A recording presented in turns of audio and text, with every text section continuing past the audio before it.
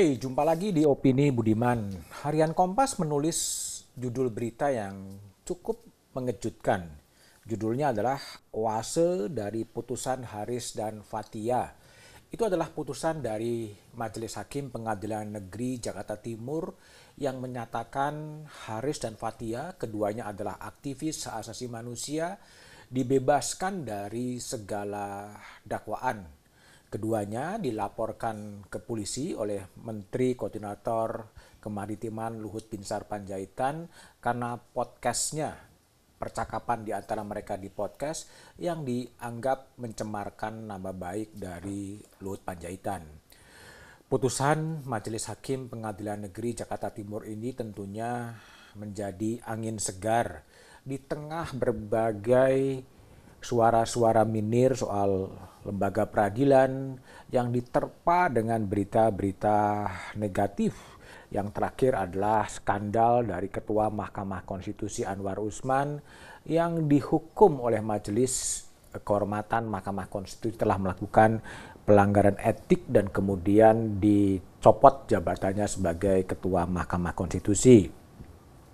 Majelis Hakim di Pengadilan Jakarta Timur, Cokorde Gede Artana dan dua hakim anggota, Johar Arifin dan Agam Syarif Baharudin, menyatakan bahwa kritik terhadap pejabat publik memiliki legitimasi karena dilindungi konstitusi, standar hukum, hak asasi manusia, serta kovenan hak sipil dan politik yang sudah diratifikasi di Indonesia. Haris Ashar dan Fathia pun kemudian dibebaskan dari segala dakwaan. Sebelumnya jaksa penuntut umum menuntut Haris dan Fathia dengan hukuman 4 tahun penjara. Haris dilaporkan oleh Luhut Binsar Panjaitan karena podcast mereka yang dianggap oleh Luhut Panjaitan mencemarkan nama baik. Tetapi kemudian podcast itu berjudul adalah Ada Lord Luhut di balik relasi ekonomi operasi militer Intan Jaya, Jenderal Bin juga ada ngehantam. Nah, Luhut kemudian melaporkan pencemaran nama baik ke kepolisian, kemudian perkaranya kemudian diajukan ke pengadilan.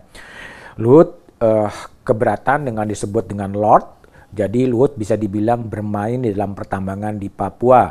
Namun Hakim Muhammad Johar Arifin mengatakan kalimat itu bukanlah bentuk penghinaan karena didasarkan pada telaah atau kajian cepat koalisi masyarakat sipil atas 9 lembaga swadaya masyarakat di Papua.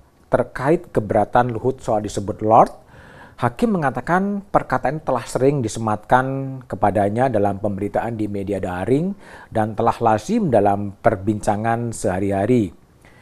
Jika telisik lebih jauh, dalam bahasa Inggris, Lord berarti yang mulia, tuan yang memiliki kendali atas pihak lain, pemimpin atau penguasa. Penyebutan Lord dimaksudkan bukan secara personal, demikian tafsir dari Majelis Hakim, tapi lebih pada posisi sebagai Menteri Presiden Jokowi yang mengurusi pemerintahan dan kedaruratan. Kemudian terkait dengan Luhut yang disebut-sebut bermain dalam proyek pertambangan di Papua, Hakim menyebut memang ada bukti dalam kasus tersebut. Dalam persidangan, Luhut seperti dikutip dalam persidangan memiliki 99% saham di PT Toba Sejahtera Group. Adapun PT Tobakomdel Mandiri yang mengoperasikan tambang di Papua adalah anak perusahaan dari PT Toba Sejahtera Group. Meskipun Luhut tidak memiliki saham di Tobakomdel Mandiri, ia tetap mendapatkan keuntungan dari perusahaan tersebut. Secara tidak langsung, Luhut adalah beneficial owner dari perusahaan PT Tobakomdel Mandiri. Itu adalah pertimbangan dari Majelis Hakim.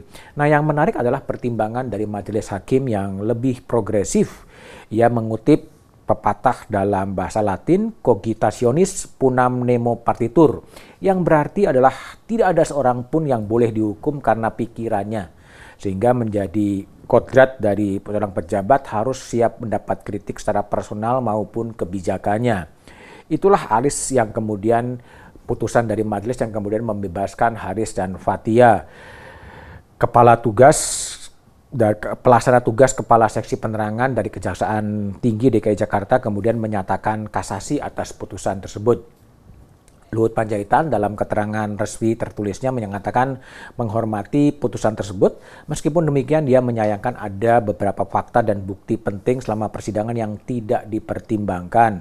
Seharusnya setiap aspek dan fakta dalam kasus dipertimbangkan secara seksama sehingga ada putusan yang bijaksana. Luhut pun kemudian menyatakan penuntut umum akan melanjutkan proses hukum terhadap diri sesuai dengan aturan, dan itu sudah dilakukan oleh jaksa dengan mengajukan kasasi. Ya, publik kemudian akan menantikan bagaimana majelis kasasi di level Mahkamah Agung, apakah kemudian majelis kasasi akan menguatkan pengadilan di tingkat bawah atau justru membalikkan logika atau pertimbangan dari Majelis Hakim Pengadilan Negeri Jakarta Timur dengan putusan ini. Ya, kita tunggu saja. Tapi apapun putusan dari Pengadilan Negeri Jakarta Timur ini seakan-akan mengobati dahaga soal keadilan yang selama ini yang muncul di berita-berita publik adalah berita-berita miring soal kekuasaan kehakiman di Indonesia.